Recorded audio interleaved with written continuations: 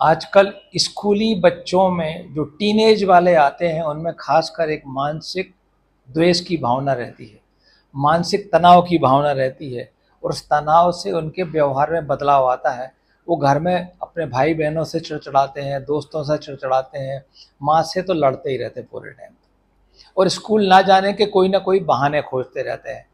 Mummy आज मेरा पेट दुख रहा है, आज आपने खाना ये ठीक से नहीं बनाया, मेरे को ये खाना चाहिए था, या मुझे उल्टी लग रही है, चक्कर आ रहे हैं, या स्कूल में आपने कोई होमवर्क नहीं किया हो तो कोई प्रीटेक्स्ट, मम्मी आपने कल मेरा होमवर्क नहीं कराया, गुरुजी मुझे डांटेंगे, सबके सामने टेबल पर खड़ा कर देंगे तो मेरी इंसल्ट फील होएगी। माने विभिन्न प्रकार के, कई बार बोले हमारा सिर दुख रहा है, हम नहीं जाना चाहते हैं।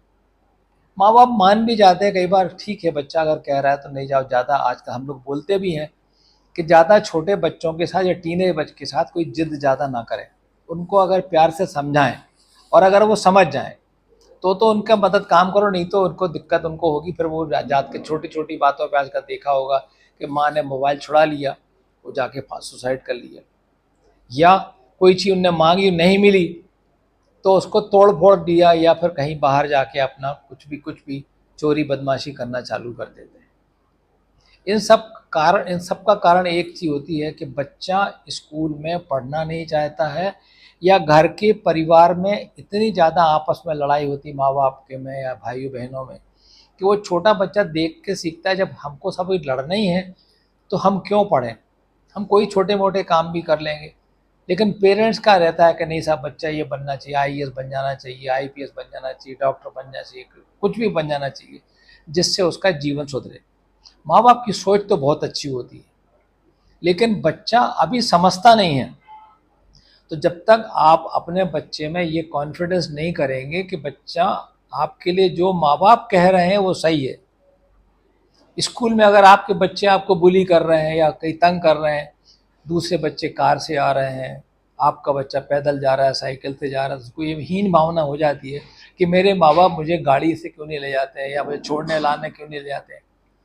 तो मध्यम वर्गीय परिवार हमेशा अपने कामों में बिजी रहता है, क्योंकि उसको देखना है, घर भी चलाना है, बच्चों को पढ़ाना भी है, समाज भी देखना है और अपने कार्यस्थल पर काम भी देखना है। क्योंकि कार में अगर ठीक से काम नहीं किया तो मैनेजमेंट नाराज हो जाता है उससे। इन सब भावना से बच्चे कई बार माँ बाप बच्चों को ध्यान नहीं देते।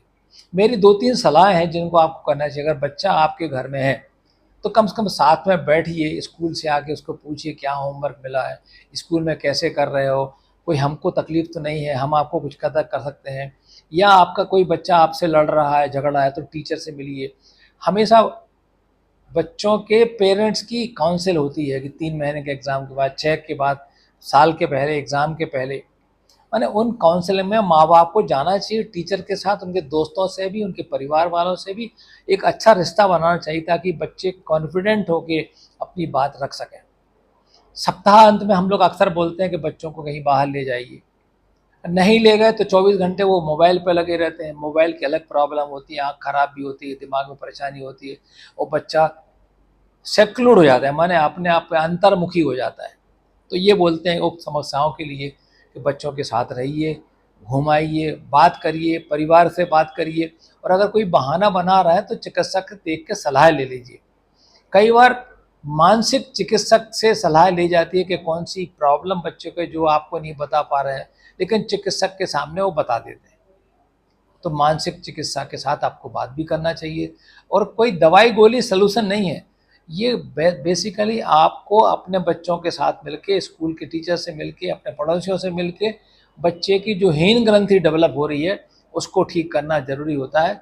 यही मेरी यहाँ की भावना है। स्कूल में जाने वाले बच्चे टीनेज ग्रुप में आते होते हैं, उनके बहुत से अंगों में परिवर्तन होते होते हैं। उनको हमेशा लगता है ये क्यों है और ऐसा क्यों हो रहा है, आपको समझाना पड़ता है। माने हम पहले बोलते थे सेक्स एजुकेशन देना तो बाद में दीजिए, बच्चों को मत दीजिए। कोई अगर वो पूछता है ये क्या है, हमें कैसे करना है, तो उनको आप प्रेम से समझाइए कि बच्चे ये ऐसा होता है, इसको ऐसे करना पड़ता है। वो बच्चे समझदार होते हैं, समझ जाते हैं। एक बार में नहीं समझे, आपको ऑब्जर्व करिए बच्चा कहाँ जा रहा है, कहाँ खेल रहा है, किसके साथ रह रहा है, उनकी छोटी मोटी हरकतों को आप नज़रअंदाज ना करिए। यही मेरी आपसे अपेक्षा है। धन्यवाद, धन्यवाद, धन्यवाद।